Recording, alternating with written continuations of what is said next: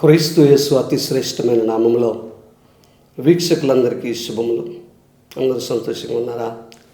40 రోజుల ఉపవాస దిన ధ్యానాలలో ఈ రోజున 18వ దినానికి చేరుకున్నాం. ఈ 18వ దిన ధ్యానాంశము సిద్ధపాటు. మత్తయి సువార్త 24వ అధ్యాయం మనం ధ్యానించుకుంటా ఉన్నాం.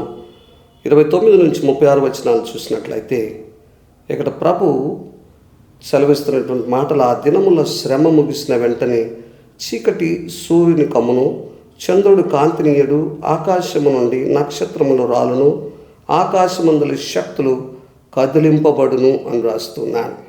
యేసుక్రీస్తు ప్రభు మాటలు పలికిన ఈ మాటలు దేన్ని సూచిస్తూ ఉంది అంటే, యెషయా గ్రంథం 13వ అధ్యాయంలో 10వ వచనంలో బబులోను రాజ్య పతనాన్ని సూచిస్తూ ఉంది. అంత మాత్రమే కాదు, యెషయా గ్రంథం 34వ అధ్యాయం 4వ వచనం, యెషయా గ్రంథం 34వ అధ్యాయం 4వ వచనంలోని ఏదోము ఇతర జనులపై తీర్పు, ఈ రెండింటిని కలిపి ఊహిస్తున్నట్లుగా ఉంది. పతనము, రాజ్యాలు పతనమైపోతున్నాయి. బబులోను రాజ్యం చాలా శక్తివంతమైనటువంటి రాజ్యం బబులోను, కానీ ఒక్క ఉదుటున పతనమైపోయిన స్థితిని కూడా మనం చూస్తూ ఉన్నాం. ఎంతో శక్తివంతమైనటువంటి రాజ్యాలు కుప్పకూలిపోయాయి. ఇది ప్రభు యొక్క రాకడను సూచిస్తూ ఉంది.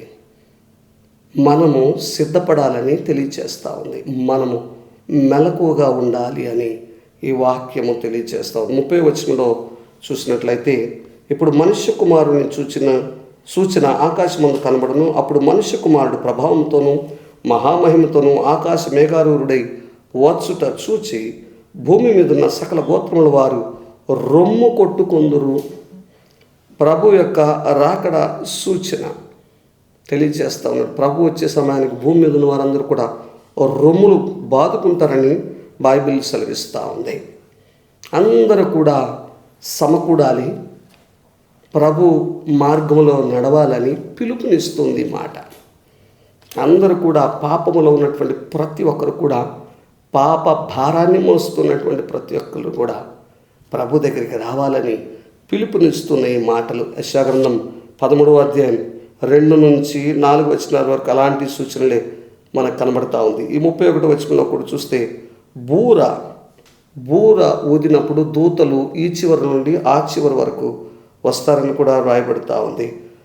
మరియు ఆయన గొప్ప బూరతో తన దూతలను పంపును. వారు ఆకాశం యొక్క ఆ చివరి నుండి ఈ చివరి వరకు నలుదిక్కుల నుండి ఆయన ఏర్పరచుకున్న వారిని పోగు చేతురు. ఈ బూర ధ్వని వినిపించినప్పుడు దూతలు వస్తారు, గొప్ప బూరతో వస్తారు. దేవుని నమ్మినటువంటి బిడ్డలందరినీ కూడా ఏర్పరిచినటువంటి జనాంగం అంతటిని కూడా ఒక చోటకు చేరుస్తారని కూడా రాయబడతా ఉంది. ఇది సిద్ధపాటుకు సూచనగా ఉంది. ఈ రోజున యేసుక్రీస్తు ప్రభు అతి త్వరలో రాబోతున్నాడన్న సత్యం ఎరిగినటువంటి నీవు ప్రభుని ఎదుర్కోవటానికి సిద్ధంగా ఉన్నావా? ఇంకొక సూచన, అంజూరపు చెట్టును చూచి ఒక ఉపమానము నేర్చుకున్నది. అంజూరపు కొమ్మ లేతదై చిగురించినప్పుడు వసంతకాలం ఇంకా సమీపముగా ఉన్నదని మీకు తెలియను అని ప్రభు సెలవిస్తా ఉన్నాడు.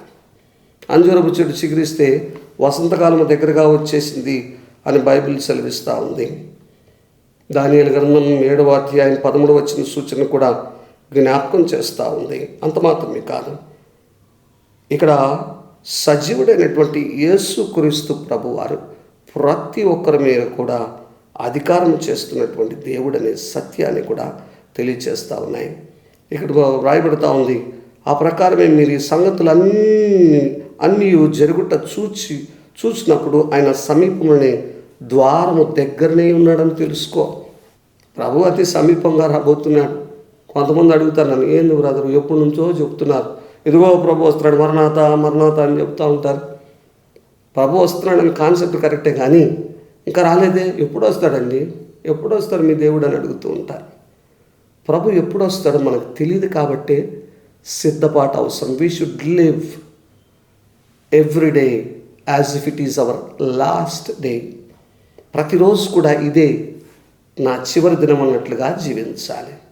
ప్రతి క్షణం కూడా, ఈ క్షణంలో ప్రభు వస్తాడేమో, ప్రభు వస్తే మనం ఎట్లా ఎదుర్కోవాలని మనం ఆలోచిస్తూ ప్రభు యొక్క వాక్యానుసారం జీవించాలి. 34వ వచనం నుంచి చూస్తే, ఇవన్నీ జరుగు వరకు ఈ తరము గతింపదని నిశ్చయముగా మీతో చెప్పుచున్నాను. ఆకాశమును భూమి గతించిన కానీ నా మాటలు ఏమాత్రమును గతించవు. నా మాటలు ఎప్పుడు కూడా గతించవు. నేను చెప్పినంత కూడా సత్యమైన ప్రభు సెలవిస్తా ఉన్నాను. కాబట్టి ఆకాశం భూమి గతించిపోవచ్చు, కానీ ప్రభు మాటలు గతించవు. ప్రభు చెప్పినటువంటి ఈ సూచనలు నెరవేర్పు చాలా వరకు మనం చూస్తూ ఉన్నాం. అంటే ప్రభు అతి సమీపం, గడప అవతలే ఉన్నాడు. ప్రభు రాబోతున్నాడు. 36వ వచనంలో చూస్తే ప్రభు యొక్క రాకడను గురించి మనకు తెలియదు. వస్తాడనే సత్యం. ఎప్పుడు వస్తాడో తెలిస్తే ముందుగానే సిద్ధపడతాం. కానీ ఎప్పుడు వస్తాడో తెలియదు. కాబట్టి ప్రతిరోజు చివరి దినంగా మనం జీవించాలి. ఏ దినమైన ఏ క్షణమైన ప్రభు రావచ్చు. కాబట్టి మనం సిద్ధపాటు కలిగి ఉండాలి అని హెచ్చరిక చేస్తున్నారు ప్రభువారు. సిద్ధపాటు కలిగి ఉన్నావా? ప్రభు నీతో మాట్లాడుతున్నాడు. పాప భారాన్ని మోస్తూనే ఉన్నావా? పాపములో, పాప పంక్యములో పట్టబడిన స్థితిలో ఉన్నట్లయితే ఇప్పుడే రా, బయటికి రా. యేసయ్యా, ఈ పాప పంక్యముల నుంచి నన్ను బయటపడవే ప్రభువా. నన్ను స్వతంత్రంగా చేయి.